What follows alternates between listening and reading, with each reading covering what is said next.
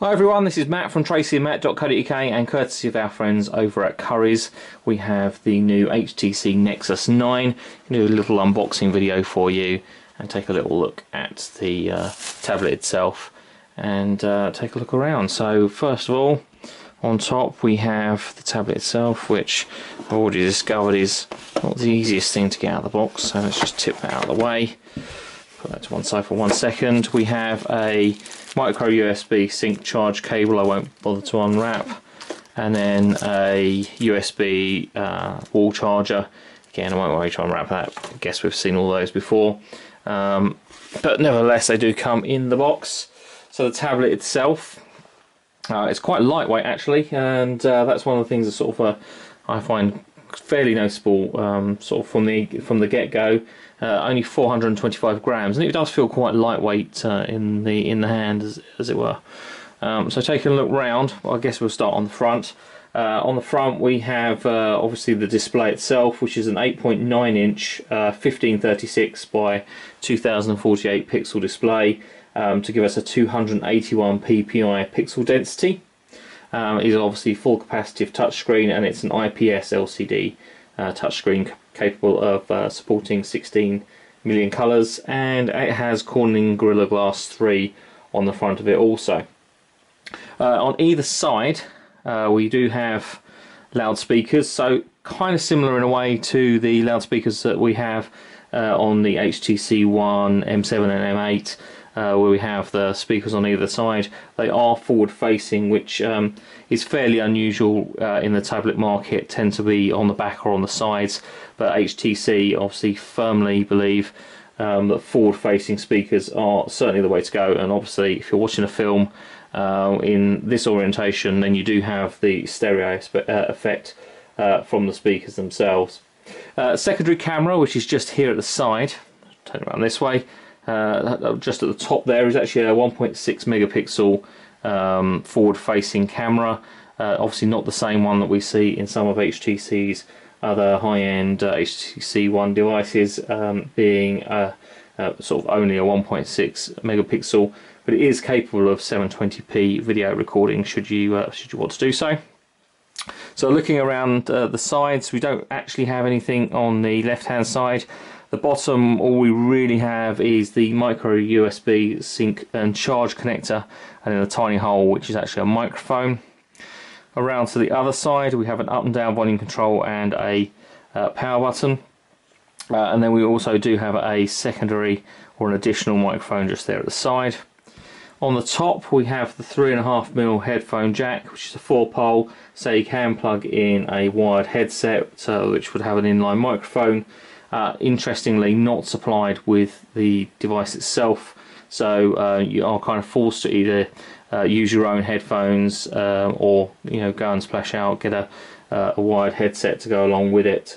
So slightly interesting, or strange perhaps, that it isn't supplied.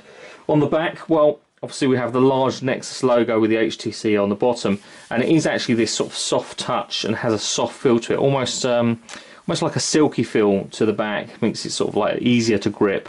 A little slippery perhaps, but it is a nice finish to it, and also it is designed to be sort of resistant to wear, fingerprints and so on. But it has a nice back to it, and there is available three different colours available. So this is the sort of whiter colour, there is a sand colour, and also a black finish as well. But that's a little different, and I think the white actually sets it off quite smartly, with the front being black and the back being white. Noticeably here on the back, it's pretty large. We have an 8 megapixel autofocus camera, and also an LED flash. There aren't that many tablets that have an LED flash or a flash of any kind built into them. Obviously here we do have one as well.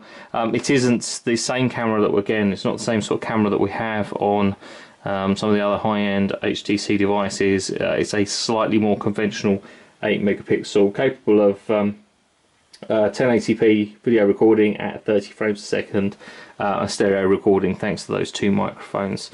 Now if we just hold down our power button, hopefully we can just power up. It does have a internal vibrate function, which I do like in tablets. So it did vibrate just as I did that, so it gives us a degree of haptic feedback and an alert functionality. And I think that more tablets really should have the vibrate function.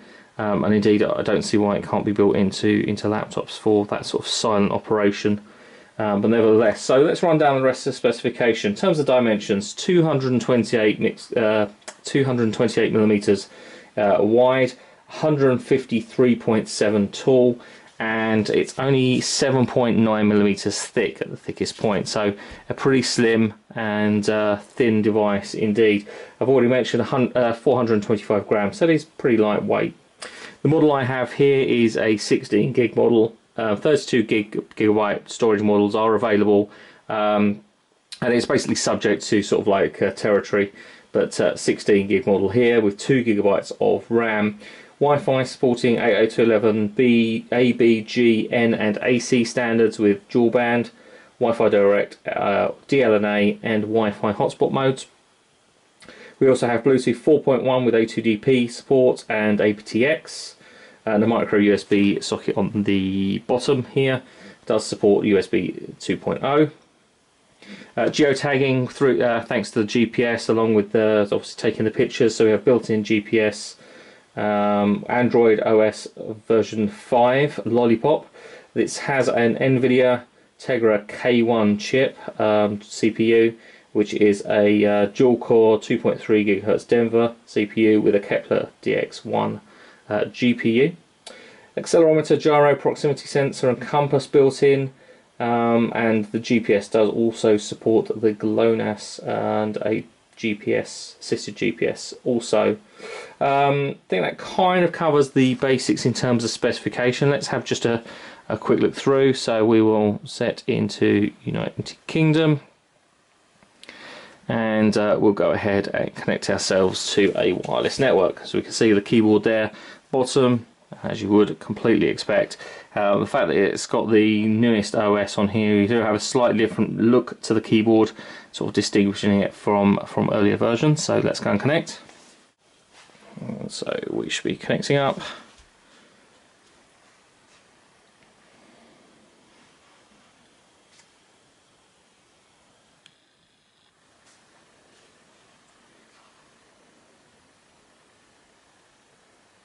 One thing I did neglect to mention earlier, the battery is a non-removable, which is perhaps pretty obvious, but it's a lithium polymer 6.7 amp hour battery, or 6,700 milliamp hour battery, so a decent size in terms of sort of physical capacity.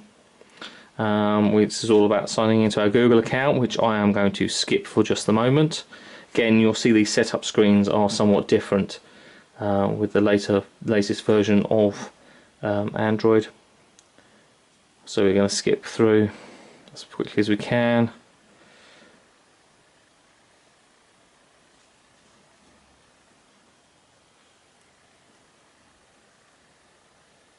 And there we go, taking us into the main home screen. As you can see here, again, difference here again noticeable with this version of Android. So we have the Google search with voice search capability, with Google folders and create folders, Google Play, the Play Store, we have Hangouts, we have our mail, we have Chrome, and then the actual application launcher, which we'll take a look at in a moment, YouTube, then we have our Google Photos, and then the actual camera there as well, which we will again come back to in just a moment. So let's just skip back out of there, and then we have multiple panels, or should have multiple panels. Obviously we don't have anything on those just at the moment. So being Nexus branded, it's a fairly, well, this is a very vanilla approach to the operating system. So you'll notice there's no HTC Sense overlay, which you particularly get obviously on other HTC devices, but being a Nexus, a Google co-branded device, we don't have the overlay. In terms of the other stuff that we've got on here, you can see the actual list of widgets that we have on here as well. So not widgets, applications that we have on here. So you've got Google Earth, we've got the Fit, Gmail and so on. Google Plus, but a fairly sort of standard implementation here. There's nothing particularly out of the ordinary in terms of what's on here, so quite a nice clean approach for those people that do like their Android OS to be nice and clean. So just quickly pop into the web browser, and we will just nip on and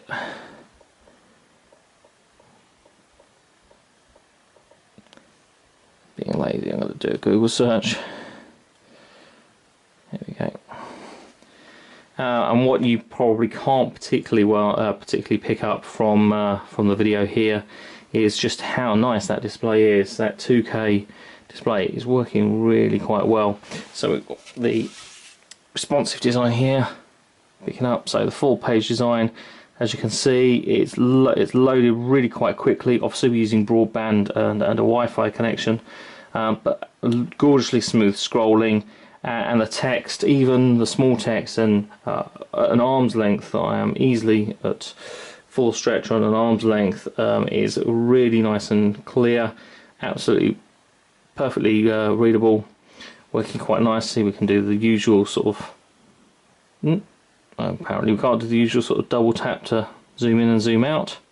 Also we can pinch and pull, that works quite nicely. And then switch between portrait and landscape orientations quite nicely, and all works rather well. So going back out of here, right to the home screen, we'll just quickly take a look at YouTube.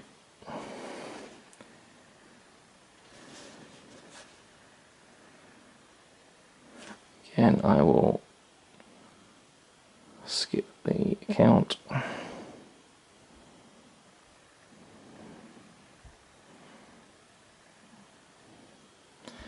Actually want to create an account, there we go.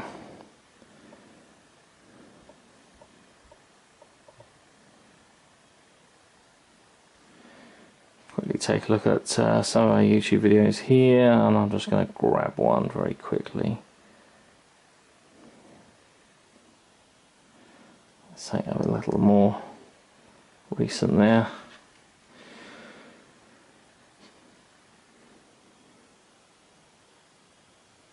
Taking a little buffer time again, I will mention that just on the broadband connection,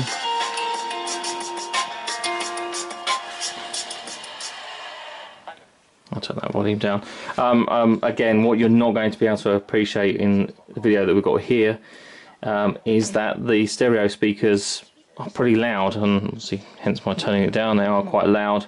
In terms of stereo effect, can't really comment because I'm sort of standing to one side anyway at the moment anyway, but kind of get the idea. We can put view quite nicely full screen. And in terms of media consumption device, watching videos and that kind of stuff, I think that's going to work rather well. In terms of other stuff on here, let's take a quick look at the let's take a quick look at the camera. And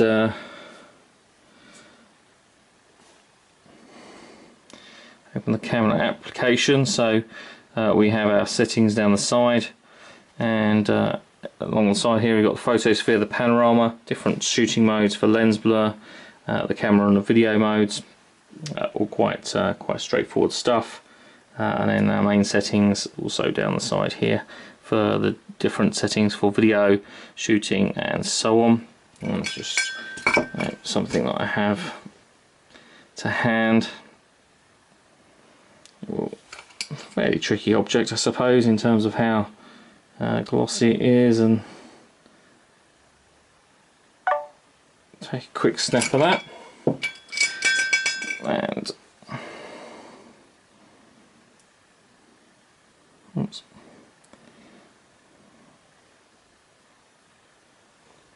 I'm going to take a look at that photo, and that's actually come out reasonably well.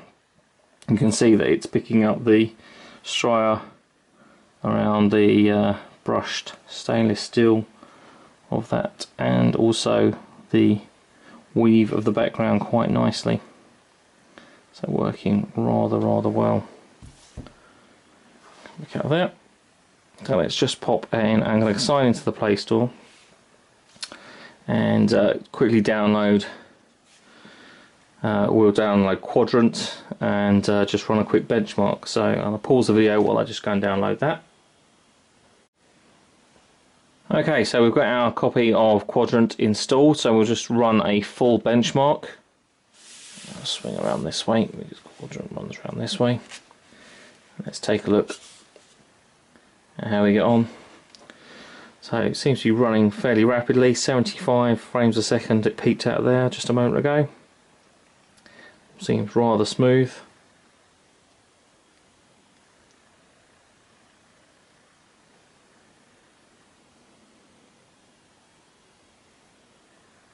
Again, 60 plus frames a second at points in there. And our last test, 63, again around the 60 frames, 70 frames a second mark quite nicely. So let's take a look at our benchmark result. And there we go, there's our device at 13,481, which isn't too bad. I have seen devices, I'm sure we all have, that do rate a little higher than that, but not too bad a performance really. Bearing in mind we're probably not really pushing the CPU properly with this version of Quadrant, because we have a 64-bit CPU as well, so something to bear in mind. Anyway, there we go. That's a very quick look at the new HTC Nexus 9. We'll have a full review for you over the coming weeks once we've had a chance to really get down and play with this and use this properly. Thanks to the folks over at Currys for supplying our review unit. And as I say, we will have that review for you in the next couple of weeks. In the meantime, if you want to follow us on Twitter, twitter.com/TracyandMatt or facebook.com/TracyandMatt.co.uk. We'll be back soon with some more videos and reviews on TracyandMatt.co.uk. But for now, thanks for watching.